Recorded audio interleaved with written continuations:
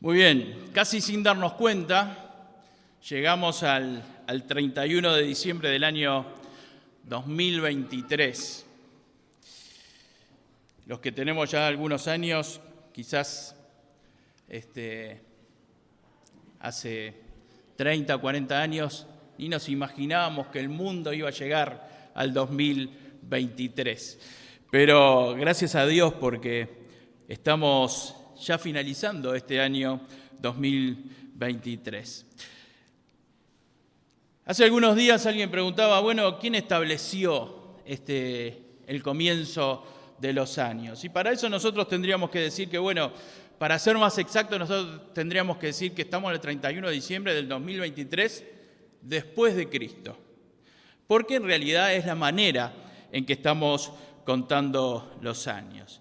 Esto lo establece así el calendario gregoriano, ¿no? Más exactamente, el decir que estamos en el año 2023 después de Cristo se lo debemos a Dionisio el Exiguo. No sé si alguna vez escucharon hablar de Dionisio el Exiguo, pero este fue un monje bizantino, erudito en matemáticas, que fue el que hizo los cálculos de cuándo había nacido Cristo. Este hombre vivió allá por el año 500 después de Cristo. Y en el año 525, sus cálculos le dieron de que Cristo había nacido 525 años antes. Por eso estableció que ese era el año 525, y él también buscó la fecha exacta del día en que había nacido Jesús.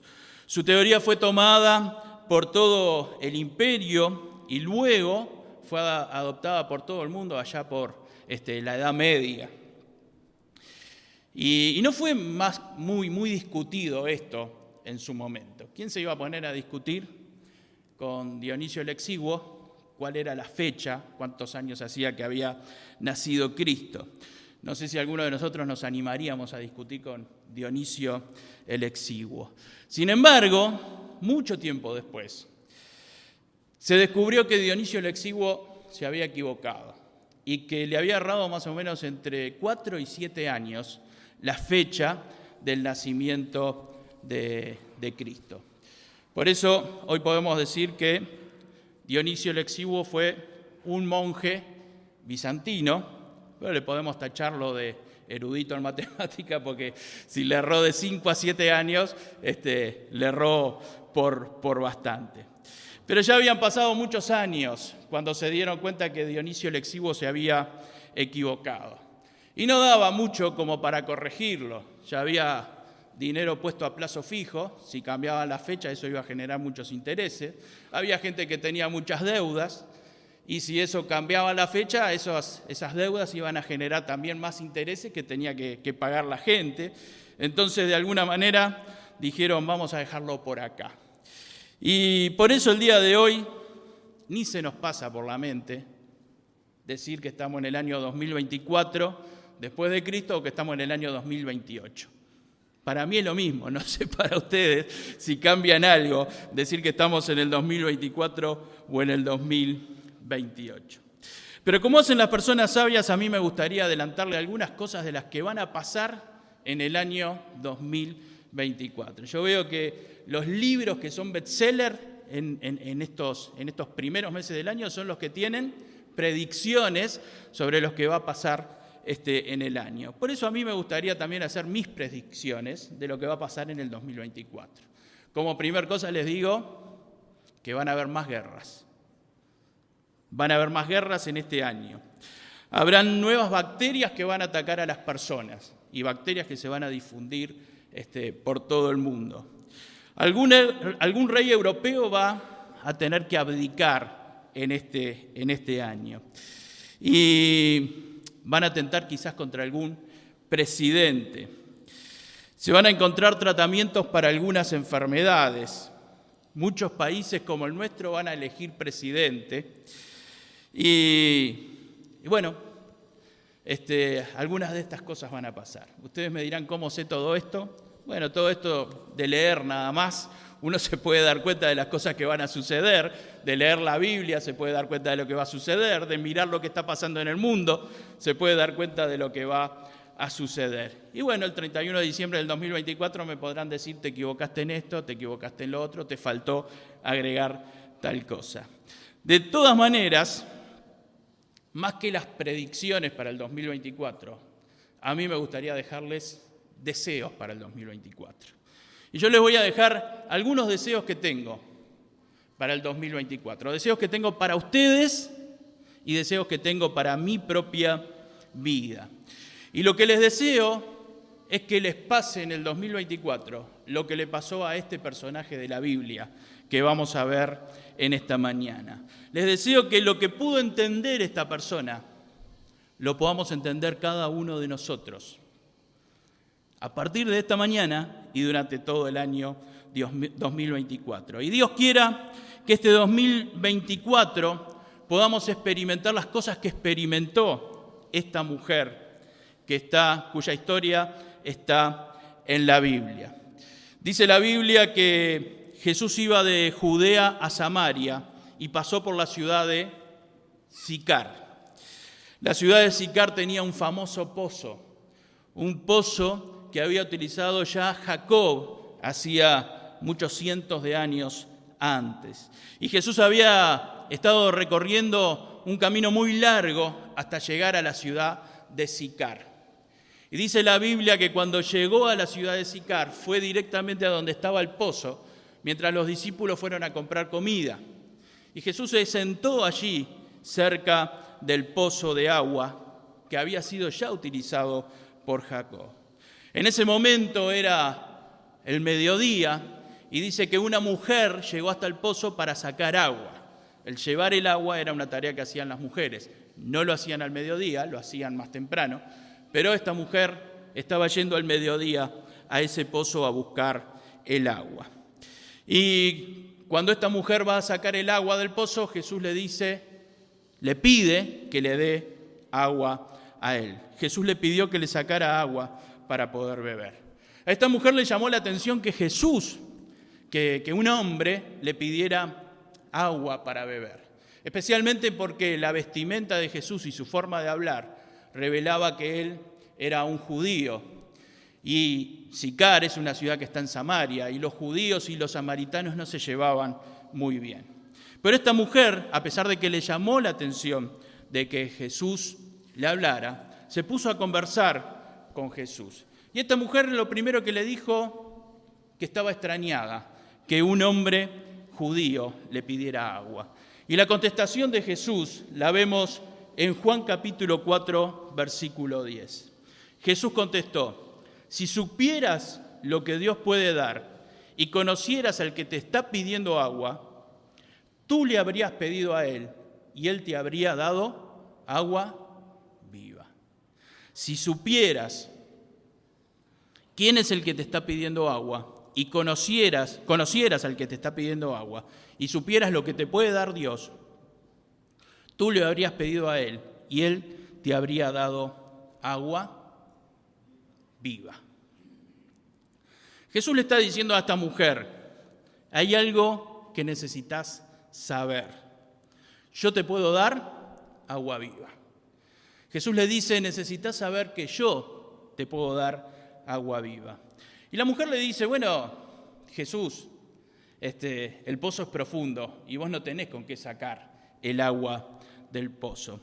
Y Jesús le responde: todo el que beba de esta agua que está en el pozo volverá a tener sed, pero el que beba el agua que yo le daré no volverá a tener sed jamás, sino que dentro de él esa agua se convertirá en un manantial del que brotará vida eterna. Yo le daré un agua que en su vida va a ser un manantial del cual brotará vida eterna. Esta mujer estaba hablando del agua material, del líquido necesario para la vida, para su vida, del agua que necesitamos todos para nuestro físico. Pero Jesús estaba hablando de sus necesidades espirituales. El agua viva que es necesaria para la vida espiritual. Mi hermana, mi hermano, lo que me pregunto al leer esto es: ¿cuánto tiempo estamos usando para satisfacer nuestras necesidades espirituales? ¿Cuánto tiempo en tu día estás utilizando para satisfacer tus necesidades espirituales?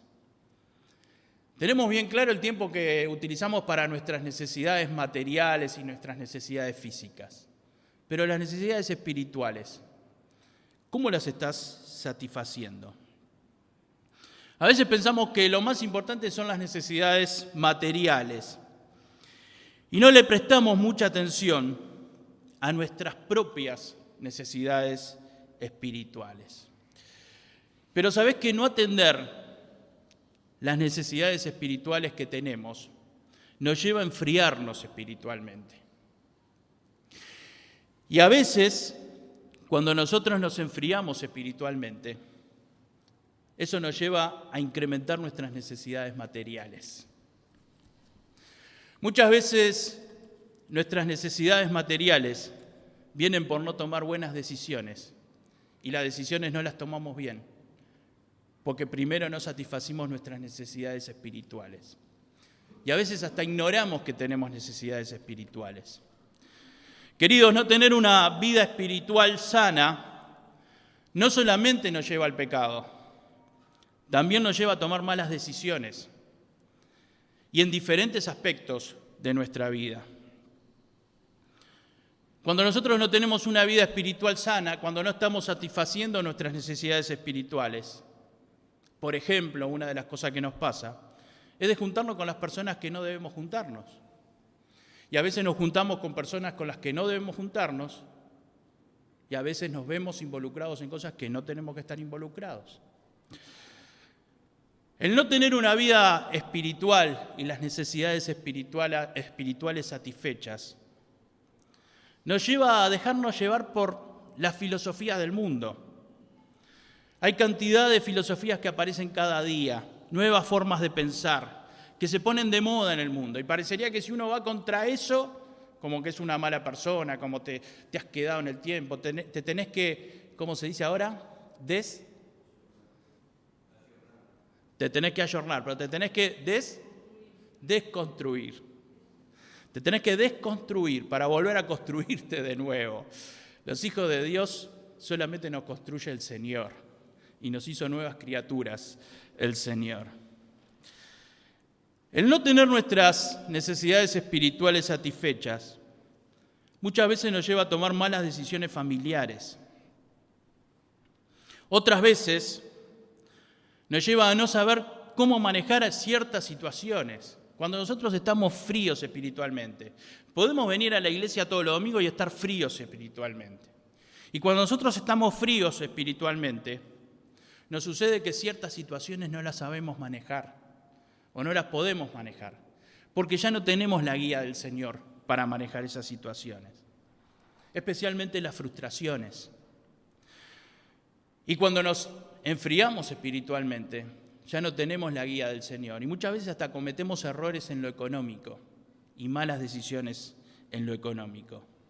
Queridos, nuestra relación con Dios afecta toda nuestra vida. Toda nuestra vida se ve afectada cuando nuestra vida espiritual tiene necesidades insatisfechas, cuando nuestra relación con Dios no es la mejor. A veces nos preocupamos mucho por las necesidades físicas, por la salud, nos preocupamos mucho por las necesidades materiales y no le damos la importancia que tienen las necesidades espirituales. Pero el que beba del agua que yo le daré no volverá a tener sed jamás, sino que dentro de él esa agua se convertirá en un manantial del que brotará vida eterna. Y yo quiero que nos preguntemos cada uno de nosotros en esta mañana, ¿está brotando ese manantial en mi vida? ¿Siento que brota ese manantial en mi vida? ¿Deseo que brote ese manantial en mi vida? ¿Tengo el deseo que brote ese manantial en mi vida? ¿Existe en mi vida ese gozo que tiene que dar ese manantial? ¿Ese gozo que me fortalece? ¿Ese gozo que me llena de fuerzas cada día?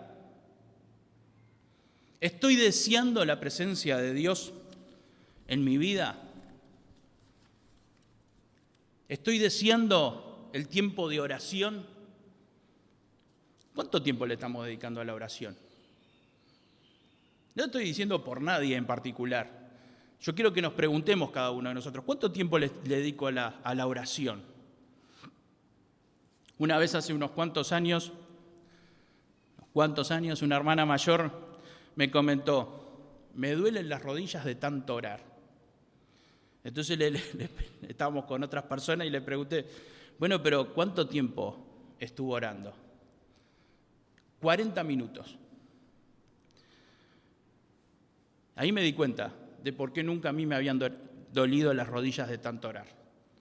Porque nunca ni siquiera se me había cruzado por la mente que se podía estar tanto tiempo orando. 40 minutos orando pasaba la hermana. Yo no digo que tengamos que pasar 40 minutos orando, pero a veces nuestras oraciones nos levantamos apurados, tenemos que hacer esto, tenemos que hacer lo otro, y nuestras oraciones son, si existen, son de unos minutos. A veces no llegamos ni a 5.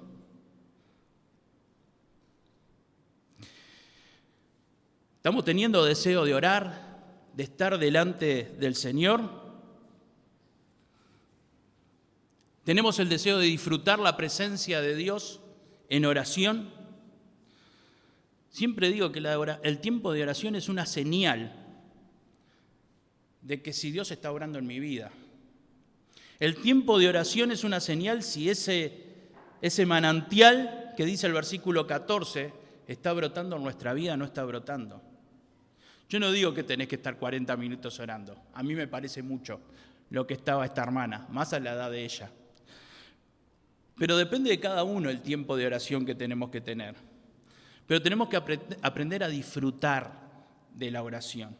Y si vos te das cuenta que vos no disfrutás de tu tiempo de oración, es porque es una muestra de que ese manantial no está brotando o que pasa algo con ese manantial. Quizás alguien pueda decir, bueno, no tengo tantos temas como para orar. No puedo estar 10 minutos orando porque no tengo tantos temas para orar. El Señor tiene otras cosas que preocuparse y yo no puedo estar inventando temas. Y es cierto que no tenemos que estar inventando temas para orar. Pero, por ejemplo, te pregunto, ¿en tus oraciones están tus hermanos de la iglesia? Recién el hermano Osvaldo hablaba de lo que es la congregación y el sentirnos en la congregación. ¿En tus oraciones están tus hermanos de la iglesia? Mirá, vos podés mirar así, darte vuelta y mirarlos y en cada una de la vida de cada uno de tus hermanos, en mayor o menor medida, hay una necesidad. Una por lo menos. Pero en tu lista de oración, ¿están tus hermanos de la iglesia? Si alguien necesita una lista de temas para orar, me la pide, le mando, no tengo problema. Incluso podemos ir variando los temas. Mi hermana, mi hermano, ese manantial de vida se siente en la oración. Ese manantial de vida se siente en la alabanza. El manantial de vida se siente en la alabanza. Hace algunos días unos hermanos me decían, bueno, hay algunas personas que en el culto no cantan. Algunas personas que cuando se está en la alabanza en la iglesia no cantan. Yo pensé, bueno, no saben las canciones. Las canciones las saben. Aparte la letra la tenemos acá y canciones nuevas cantamos, pero no están todos los domingos. Entonces las canciones las sabemos. No puede ser porque las canciones no las saben. Entonces, ¿qué es lo que pasa entonces? Mi hermana, mi hermano, la falta de alabanza también es una muestra de que el manantial que tiene que haber en la vida de cada hijo de Dios no está fluyendo como tiene que fluir. Y tenemos que preocuparnos, y yo deseo para el 2024 que fluya en tu vida y en la mía. ¿Cómo está la alabanza diaria en tu vida? Mira, un domingo vamos a dedicar especialmente el devocional a la alabanza. Pero hoy quiero decir algunas cosas. ¿Cómo está la alabanza en tu vida diaria? ¿Te sale naturalmente en tu vida diaria el cantar una alabanza a Dios? ¿Te sale naturalmente sin proponértelo?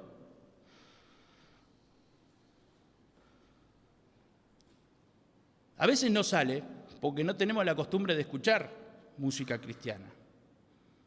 Estamos todo el día con eso de que alguien saque a bailar a la morocha. Y nos falta escuchar de repente más canciones cristianas. Queridos, la alabanza es un tema fundamental en la vida del Hijo de Dios. Es fundamental en la vida del Hijo de Dios.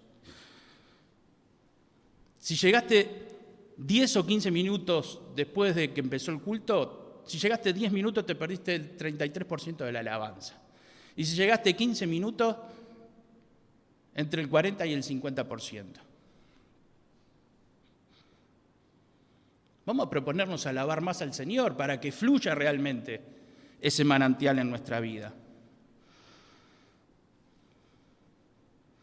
Cuando el pueblo de Dios necesitaba un poder especial de parte de Dios, ¿saben lo que hacía? Alababa a Dios. Cuando se enfrentaban en batalla, cuando el pueblo de Dios iba y se iba a enfrentar en una batalla, iban los soldados, los que iban a usar las armas, y había un grupo de levitas que estaba alabando a Dios. No se enfrentaban en la batalla si no había alguien que estuviera alabando a Dios. Por otra parte, llevaban el arca y otros estaban adorando a Dios. En 2 de Corintios, capítulo 20, versículo 15, dice, y dijo, oíd Judá todo y vosotros moradores de Jerusalén, y tú, rey Josafat, Jehová os dice así, no temáis ni os amedrentéis delante de esta multitud tan grande. Era un ejército enorme el que los iba a atacar. Porque no es vuestra la guerra, sino de Dios. Es mía la guerra, es mía la batalla, dice Dios. No teman. Mañana descenderé contra ellos. ¿Está? Son muchos más los que vienen contra ustedes, son muchos más. Pero ustedes mañana van a descender. Esto le dijo Dios al pueblo de Israel que tenía que hacer. No tengan miedo a la multitud. La guerra es mía, no es de ustedes. Ustedes lo único que tienen que ir es ir a enfrentarse al enemigo y van a ver lo que yo voy a hacer. Y ha habido consejo con el pueblo, puso a algunos que cantasen y alabasen a Jehová, vestidos de ornamentos sagrados, mientras salía la gente armada y que dijesen, glorificad a Jehová, porque su misericordia es para siempre. Y cuando comenzaron a entonar cantos de alabanza, Jehová puso contra los hijos de Amón, de Moab y del monte de Seir, las embocadas de ellos mismos. ¿Entienden lo que dice? Los enemigos habían puesto emboscadas para el pueblo de Israel. Pero cuando empezó a pasar el ejército enemigo, atacaron a sus propios compañeros. Las emboscadas de ellos mismos que venían contra Judá y se mataron los unos a los otros. Mis hermanos, este no es el único momento en que pusieron gente a alabar a Dios. Siempre que el pueblo de Israel salía a la batalla, estaban los levitas alabando a Dios. Dios acá les dice, salgan como que van a la guerra y que el grupo que yo designé quede alabando. Y los enemigos empezaron a matar entre ellos y se olvidaron del pueblo de Israel. Ahora yo les pido que lean atentamente lo que dice el versículo 22. ¿Cuándo fue que empezaron a matarse entre los enemigos entre ellos? ¿Cuándo? ¿Qué dice el versículo 22? ¿Cuándo? Cuando comenzaron a entonar cantos de alabanza. Cuando comenzaron a entonar cantos de alabanza. Mi hermana, mi hermano, a veces queremos tener vidas cristianas victoriosas sin alabanza. A veces queremos vencer las tentaciones, pero resulta que en tu vida no hay alabanza. A veces queremos ser victoriosos en la prueba, pero en nuestra vida la alabanza es muy pequeña. A veces son 5 o 10 minutos en el culto, porque nos perdemos hasta la parte de alabanza en el culto. ¿Cómo está la alabanza en tu vida? ¿Cómo está tu alabanza en la iglesia? ¿Cuánto esfuerzo pones cuando estamos alabando a Dios? ¿Estás dejando el alma en la cancha cuando alabamos a Dios? ¿Estás tratando de alabar a Dios con todo tu ser, con todas tus fuerzas? Mirá, no importa si sabes cantar o no sabes cantar. No importa si entonás bien o no entonás bien. No importa. Lo importante es que alabes al Señor con todo tu ser. Y miren, el Señor, previendo que hay personas que de repente no entonan bien, pero que les gusta cantar con toda su alma, con toda su fuerza, nos dio micrófonos. Entonces tenemos al director de alabanza que tiene un micrófono y tenemos las voces de apoyo que tienen micrófono. Entonces ellos, si vos te equivocás, van a estar ellos para corregir. Y ellos tienen el micrófono, se va a escuchar un poco más que tu voz. No quiere decir que tu voz no se vaya a escuchar, pero va a ser corregida si vos te equivocás. Dios quiera que cuando alabemos a Dios dejemos todo en la cancha. Y eso se va a notar primero en tu vida y después en la iglesia y en la vida de los demás. Dios quiera que en este año pueda fluir el deseo de alabar a Dios, pueda fluir el deseo de orar, pueda fluir en tu vida el deseo de testificar, pueda fluir en tu vida el deseo de aprender de la palabra de Dios. Miren, yo estoy gozoso y doy gracias a Dios por los hermanos que antes de terminar el año ya me han dicho: el año que viene quiero empezar a estudiar la palabra de Dios, me podés recomendar un seminario, me podés recomendar un lugar donde aprender. Y yo doy gracias a Dios y gloria a Dios por esos hermanos que tienen el deseo de crecer. Y yo invito a todos, el año que viene vamos a implementar algunas formas de aprender la palabra de Dios para compartirla con otros. Y yo quiero que formes parte de esto también, porque todos tenemos esta responsabilidad. Dios quiera que ese manantial esté fluyendo en la vida. Cuando alabas a Dios no estás alabando a Dios para el que está al lado tuyo, ni para el que está dirigiendo la alabanza, ni para el que está tocando. Estás alabando a Dios. Y es una cosa entre vos y Dios, nadie más. No hay victoria espiritual si no brotan estos ríos de agua viva en nuestra vida. Y para que broten tenemos que tener una vida de oración poderosa, una vida de alabanza abundante. Tenemos que tener el deseo de testificar y de aprender de la palabra de Dios. La segunda cosa que entendió esta mujer en ese encuentro con Jesús es que tenía que sacarse un gran peso de encima. Esta mujer hacía años que venía cargando algo muy pesado en su vida. Y esta mujer en ese encuentro con Jesús la ayudó a sacarse ese peso de encima. En Juan capítulo 4, versículo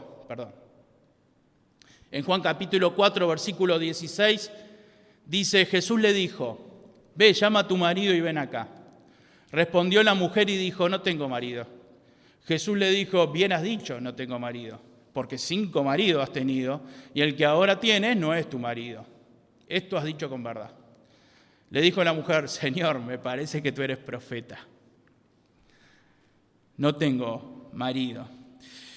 Jesús le habla a esta mujer de su vida sexual, de una vida sexual disipada que estaba teniendo esta mujer, de una vida sexual desordenada que estaba teniendo esta mujer. Y Jesús le está declarando su pecado a esta mujer. Estás viviendo con un hombre que no es tu marido. No te has casado con este hombre. Pero aparte, has tenido 5 maridos antes. ¿Qué pasó con tu vida sentimental? En otras palabras, le está diciendo el Señor. ¿Qué ha pasado con tu vida sentimental? Estás viviendo con alguien que no es tu marido, con el cual no te has casado legalmente. Estás teniendo, por supuesto, relaciones sexuales con él. Esto la Biblia lo llama fornicación. Ahora es interesante que Jesús no condena a esta mujer. Jesús no la está condenando. No la está condenando en ningún momento a esta mujer. Le muestra una necesidad que tiene esta mujer. Le muestra la necesidad de confesar. Si Jesús no le hubiera dicho esto, La mujer no podía confesar esto. Es más, no tengo marido, le dijo, cuando le preguntó por el marido.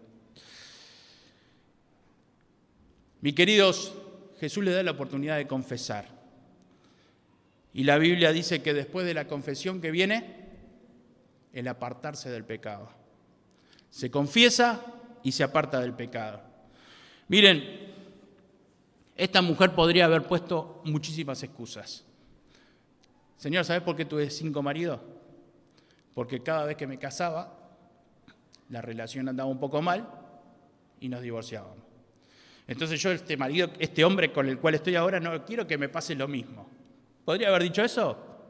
Capaz que era lo que le estaba pasando, lo que estaba pasando por su mente. Podría haber dicho, bueno, Señor, después de tantos fracasos quiero que esto ande bien. Podría haber dicho, no veo la necesidad, andamos bien así. Pero Jesús le está mostrando la necesidad de confesar. Y después de confesar, de apartarse del pecado. En Proverbios capítulo 28, versículos 13 dice, el que encubre sus pecados no prosperará. Mas el que los confiesa y se aparta, la confesión tampoco sirve de nada si no está el apartarse del pecado. El que los confiesa y se aparta, alcanzará misericordia de parte de Dios. Mi hermana, mi hermano, que el 2024 sea un año de confesión y al de apartarse de pecados. Quizás hay pecados en tu vida que pasaron hace años, pero que nunca los confesaste delante de Dios. Y venís cargando con ese pecado y cargando. A veces pasa que tenemos pecados que cometimos hace mucho tiempo atrás, pero que nunca los confesamos delante de Dios. O hay pecados que son continuos en nuestra vida. Es que un pecado que cometimos hace mucho tiempo atrás y no lo confesamos se convierte también en un pecado continuo. Pero hay pecados que lo seguimos haciendo en nuestra vida. La confesión del pecado, el arrepentirse del pecado, el apartarse del pecado, nos saca una carga de encima. Y nos hace vivir una vida cristiana más liviana. Hay pecados que a veces los mantenemos ocultos durante años, porque nos dan vergüenza. Y los escondemos. Mi hermana, mi hermano, Dios nunca te va a avergonzar por confesar un pecado. Dios nunca avergüenza al que confiesa un pecado. Te pueden avergonzar los hombres y las mujeres, pero Dios nunca te va a avergonzar cuando confesás un pecado. Tus pecados confesalos delante de Dios. Es necesario confesar los pecados delante de Dios. Y si con tu pecado dañaste a otra persona, confesalo y pedile perdón a esa persona también. Pero hay pecados que se confiesan solo delante de Dios y hay otros pecados que se confiesan delante de Dios y de otras personas. Es triste ver personas que por no confesar un pecado o por no pedir perdón, viven cargando con una culpa durante años y años y años. Hace unos años atrás, en un residencial, visitaba a un hombre de más de 90 años. Y este hombre me pedía, yo le pido que por lo menos una vez por mes venga a visitarme. Y yo una vez por mes iba a visitarlo. Y cada vez que iba una vez por mes a visitarlo, y vivió años, ¿no? Una vez por mes lo iba a visitar y cada vez que iba, los temas de él eran el tema de él era el mismo. Mi esposa falleció y yo nunca le pude pedir perdón por las cosas que había hecho, por la infidelidad, por haberme gastado el dinero que me gasté en alcohol, por haberla maltratado a ella. Y siempre fui orgulloso y nunca quise pedirle perdón. Y la esposa hacía años que había muerto. Y él, una vez por mes, la conversación de él era esta.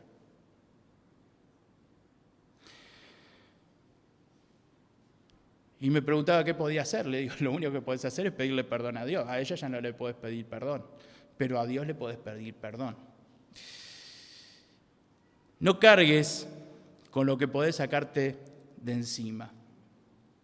La confesión a Dios siempre trae sanidad moral, emocional y sobre todo, lo más importante, espiritual. La confesión trae sanidad moral, emocional y espiritual. A veces hay personas que piensan que nunca tienen que pedir perdón por nada, porque pedir perdón es una muestra de que hicieron algo mal. Y yo nunca me equivoco. Porque voy a pedir perdón si yo nunca me equivoco. Entonces, mejor justificar lo que hice en vez de pedir perdón. Algunos piensan que no deben pedir perdón porque el otro hizo algo más grave que lo que hice yo. Entonces, si el otro hizo algo más grave, lo que yo hice fue consecuencia de lo que hizo el otro. No tengo que pedir perdón. Bueno, tienes que pedir perdón vos y tiene que pedir perdón el otro. Los dos tienen que pedir perdón. Y aunque el otro no pida perdón, vos tenés que pedir perdón, porque sos un hijo de Dios. Y aunque el otro sea un hijo de Dios, vos también tenés que pedir perdón.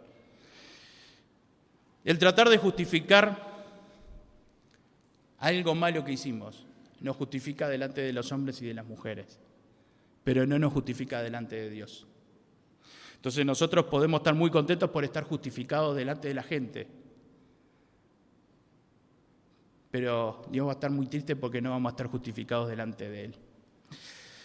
Si querés un 2024 livianito, sacate el peso del pecado de encima, confesalo ante Dios, alejate del pecado, apartarte del pecado, y así como dice Proverbios 28, bueno, se me fue el capítulo, disfrutá de la misericordia de Dios y del perdón de Dios. La tercera cosa que entendió esta mujer en ese encuentro con Jesús es algo que también deseo que suceda en tu vida y que suceda en mi vida también en el 2024. Y está en el versículo 28. Entonces la mujer dejó su cántaro y fue a la ciudad y dijo a los hombres: venid, ved a un hombre que me ha dicho todo cuanto he hecho. ¿No será este el Cristo? Entonces salieron de la ciudad y vinieron a él. Y muchos de los samaritanos de aquella ciudad creyeron en él por la palabra de la mujer que daba testimonio diciendo: me dijo todo lo que he hecho. Entonces vinieron los samaritanos a él y le rogaron que se quedase con ellos, y se quedó allí 2 días. Y creyeron muchos más por la palabra de él. Qué impresionante, hermanos. Mi hermana, mi hermano, que el 2024 sea un año de testificar. Que sea un año de testificar. Que sea un año de compartir la palabra de Dios mano a mano con el que se te cruce. El Señor está cada vez más cerca. Cada minuto que pasa es un minuto menos para el arrebatamiento, y cada minuto menos para el arrebatamiento es un minuto menos para la segunda venida de Cristo. Cada vez falta menos. El 2024 tiene que ser un año de testificar, de compartir la palabra de Dios. Pocas cosas llenan más de alegría al alma que el testificar a otra persona. Pocas cosas te dan más gozo que testificar. Después que le testificaste a la persona, te llenas de gozo. Esta mujer que en la ciudad de Sicar la conocían como la que no le venía bien ningún hombre. Seguramente esta mujer tendría algún sobrenombre que le habrían puesto los hombres y las mujeres de la ciudad. Vaya a saber los sobrenombres que tendría. Sin embargo, ella dio el puntapié inicial para un gran avivamiento en la ciudad de Sicar. Esta mujer, que quizás muchos la despreciaban, fue la que dio el puntapié inicial para un avivamiento en la ciudad de Sicar. Vos y yo, que somos mucho más prolijos en nuestra vida que esta mujer, espero, y si no es así, no te juzgo, ponete delante de Dios y el Señor te va a perdonar. Pero vos y yo, que somos mucho más prolijos que esta mujer, podemos ser el puntapié inicial de un gran avivamiento del Señor. Yo quiero que entendamos una cosa. Entonces la mujer dejó su cántaro y fue a la ciudad y dijo a los hombres: venid, ved a un hombre que me ha dicho todo cuanto he hecho. Queridos, esto fue algo instantáneo. No fue algo pensado. No fue algo programado. No necesitó una preparación especial. No necesitó que alguien le pusiera las manos para ir a testificar. A veces pensamos que tenemos que ser alguien especial para hablarle a otro de Cristo. Dejó el cántaro, se fue hasta la ciudad, quedarían unos 100, 200, 300, 400 metros de la ciudad, y empezó a hablarle a las personas. Y te digo, no me extrañaría que a las primeras personas que le testificara serían aquellos que se burlaban de ella o aquellos que la menospreciaban. ¿Cuántas vueltas damos nosotros a veces para decirle a alguien: Jesús te ama? ¿Cuántas vueltas damos a veces nosotros para decirle a alguien: Cristo murió en la cruz por tus pecados, Dios envió a su Hijo a morir en la cruz por tus pecados? Mi hermana, mi hermano, acostumbrémonos a testificarle a otros. Comprometete con el testimonio. Y te digo más, comprometete vos con el testimonio y compromete a Dios con el testimonio. Porque vos también podés comprometer a Dios con el testimonio. Hace unos días fui a visitar a una joven con una historia de vida muy difícil y unas complicaciones muy grandes. Y bueno, todas esas cosas la fueron llevando a ella a tener pesadillas muy feas en la noche. Entonces, si bien en la charla, en el diálogo, no hubo un dar el paso de fe de aceptar a Cristo como su Salvador, le pregunté: bueno, ¿pero puedo orar por vos? Y me dice: sí, orar podés. Entonces oré por ella. Y mientras yo conversaba con ella, le preguntaba: Señor, ¿dónde va a parar esto? Porque yo veía que la charla no tenía muchos frutos y ya estábamos como 40, 45 minutos de conversación. Y de alguna manera el Señor me mostró: bueno, orá por las pesadillas. Entonces, oré por las pesadillas que tenía ella. Y antes de mejor dicho, cuando me despedía, le dije 2 veces: estuvimos orando por tus pesadillas, hoy de noche no vas a tener pesadillas. Se lo dije 2 veces para que le quedara bien claro: oramos por tus pesadillas, hoy de noche no vas a tener pesadillas. Y me fui. Y al otro día llamé por teléfono: ¿cómo dormiste anoche? Impresionante. Comprometelo a Dios. Señor, vos me mostraste que orara por las pesadillas, yo oro por las pesadillas. Pero vos tenés que después, no me dejes pegado, Señor. Mi hermana, mi hermano, comprometete con el testimonio y comprometelo a Él con el testimonio. Él es el Todopoderoso. Que vos le vayas a testificar a alguien no quiere decir que la persona vaya a aceptar a Cristo como su Salvador. Pero vos podés dejar una marca en su vida. Y la semilla que sembraste hoy, capaz que no da fruto hoy. Pero capaz que da fruto dentro de 15 días, capaz que dentro de 10 años, capaz que dentro de 20 años. Que el 2024 marque un nuevo compromiso tuyo y mío en testificar del Señor. A los que no conocen a Cristo, testificarle del Señor, a los que nunca estuvieron en el camino del Señor, y también a los que estuvieron en el camino del Señor y hoy están apartados. Porque ellos también necesitan que vos les testifiques y que vos les hables del Señor. Mi hermana, mi hermano, Dios quiere un 2024 para vos lleno de bendiciones. Dios quiere un 2024 lleno de bendiciones. Y como digo siempre al comenzar el año, va a ser un año que va a tener pruebas. Pero eso no quiere decir que no sea un año que va a estar lleno de bendiciones. Porque aún en las pruebas podemos ver las bendiciones de Dios. ¿Qué año querés tener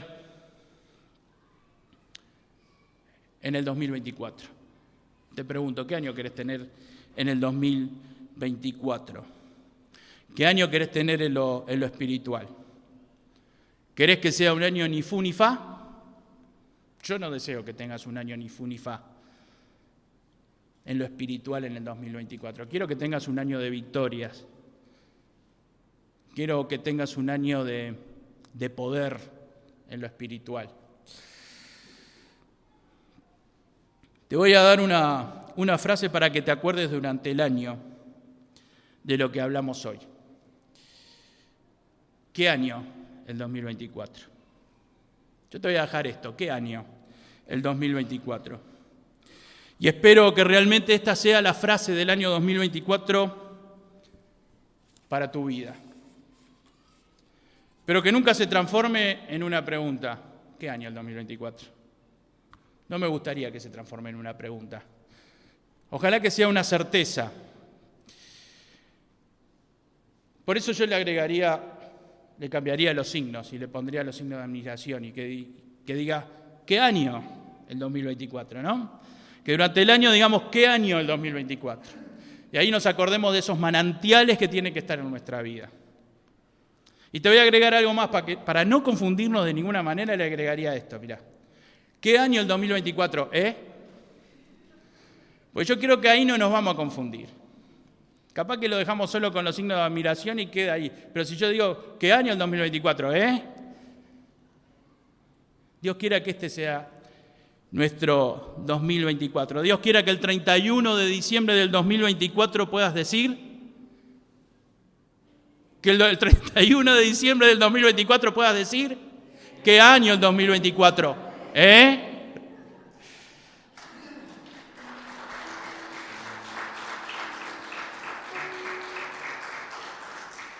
Queridos, que sea un año donde el 31 de diciembre digas que pudiste disfrutar durante el año esos ríos de agua viva. Que pueda ser un año en que te sacaste mucho peso de encima, mucho peso de pecados de encima y mucha confesión en tu vida. Y que sea un año que disfrutaste del testificar del Señor Jesús. Padre, gracias Señor por este tiempo, te damos gracias. Porque vemos tu obra, Señor, te pedimos por Yamara, por su operación, Señor, que tú la guíes, que guíes a los médicos, Padre, que van a intervenirla, que pueda concretarse y ella esté sanita y podamos verla caminar, Señor. Te pedimos encarecidamente que tú estés guiando esa operación, también por los hermanos que hoy no han podido estar con nosotros, Señor, por aquellos que pueden estar tibios, por aquellos que pueden estar fríos, Señor, que podamos el 2024 estar renovados como cada día con un espíritu firme, con el fuego del Espíritu Santo que arda en nosotros y que podamos llevar adelante, Señor, todo lo que tú tienes planificado para nosotros. Bendice, Señor, a esta congregación, guíanos hasta llegar a nuestra casa. También recuerdo a aquellos hermanos que están de vacaciones, en su merecido descanso, Señor, que tú estés con ellos también y que podamos el nuevo año continuar la obra, tu obra, para tu honra y para tu gloria, en el nombre de amado Cristo te lo pido. Amén.